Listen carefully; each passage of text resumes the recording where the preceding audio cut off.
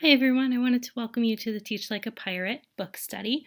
I just wanted to give you a quick tutorial. So most of this book study is going to be done through Flipgrid, which is a great tool that you can harness to give student voice to your students in your classroom. But we're also going to use it because it's a great way to capture our voice and learn from each other without actually having to meet or to be with one another because our schedules are just crazy.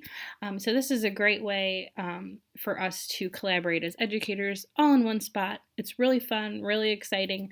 I will say the first couple times you use it, you may get a little uncomfortable just because I know as adults sometimes we're not as comfortable as kids recording ourselves, but I promise the more you do it, the more comfortable you will be.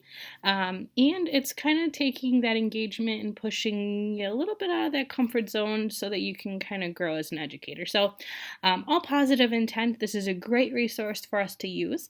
I just want to give you a quick tutorial if you've never used Flipgrid from the student side, what it will look like. So I will send out the link. It's flipgrid.com/FranklinPirates. And when you get to the board, it's going to look like this. So right now, I only have one topic for us. As we start reading, I'm going to add more and more topics as we get more and more into the book. So if there's more topics, you're going to see that this will kind of filled out as a grid. But once there is a topic there, all you're going to have to do is you're going to go ahead and click on it. And now for this one, you're going to see I've actually recorded a video for you. You can go ahead and hit play on this video. Hi, I wanted to welcome you to the Teach Like a Pirate. Okay, I'm not going to play it for you, but you kind of get the idea, so you can click that play video for you.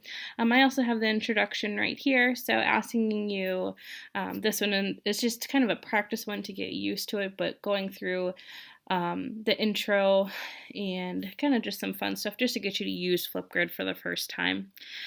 So in order to add a response to this, what you're going to do is you're going to scroll down and you're going to see this green plus sign. And I should also say this is going to be available on a mobile app too. So Flipgrid does have a mobile app, very similar to the desktop.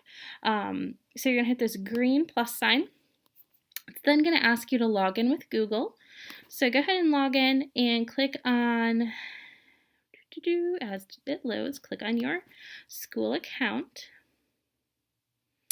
After you log in, if it's your first time using it, there may be a box that pops up right around here that says approved microphone and approved camera, so your camera is on.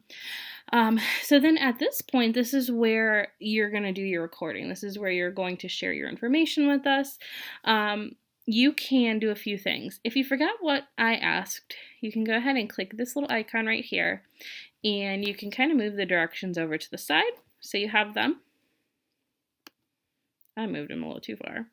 Okay, you can also, I don't really need that, so I'm going to, sorry, I keep actually accidentally clicking that video.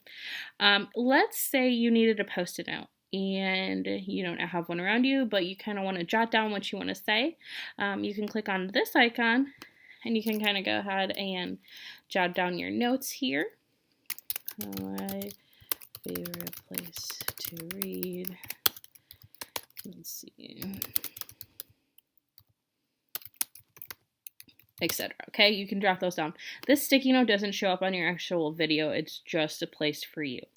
Once you're ready to record, you can go ahead and click this button right here, this recording button.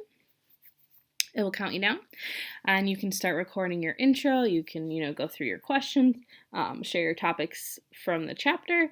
Let's say you have a baby that decides to cry in the middle of your recording. You can go ahead and hit this pause button, pause your video, and then after you put that baby down and he's back asleep, you can go ahead and hit record, and it will record the next section.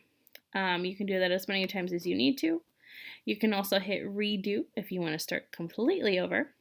Once you are finished, you're going to go ahead and hit this green arrow, and you can start recording your intro. Let you go ahead and listen to your video. I usually skip that part because I don't really like to hear myself. But then at the end, you're going to go ahead and you're going to take a selfie. And maybe you want to add some cute decorations. This is where kids really get excited. There is a way, if you use this in the classroom, there is a way to turn this off if you don't want your kids to have access to stickers right away. which I highly recommend. Maybe it's like an incentive for after they learn how to use it.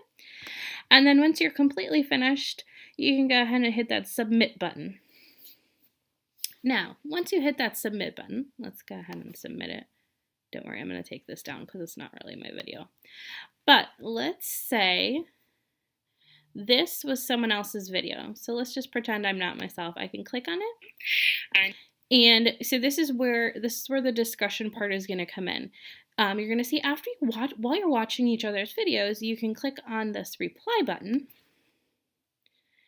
And you can actually record a video of yourself replying to that person's comment. So let's say someone brought up how they really want to use engagement in social studies, but they're really struggling with ideas. They need, they'd like to have an idea of how to use movement within social studies.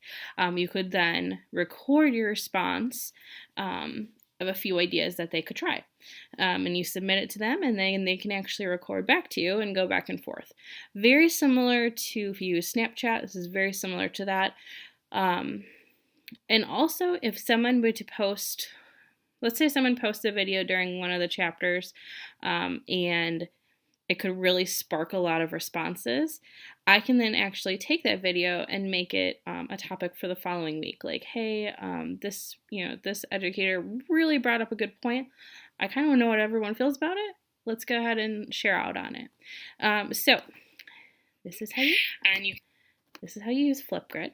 I think you absolutely love it. It's really easy. You can, like I said, download the mobile app if you want to. You can listen to it. I usually listen to my Flipgrid responses on the ride home.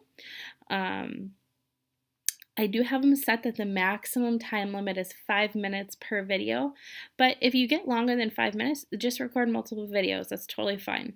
If you have any questions, let me know. Also, if you haven't picked up your Teach Like a Pirate book, please, please, please stop by my desk and find me, or stop in the media center and connect with me before winter break so that you have a chance to get started on that first chapter, because we're going to do intros now, and then right when winter break is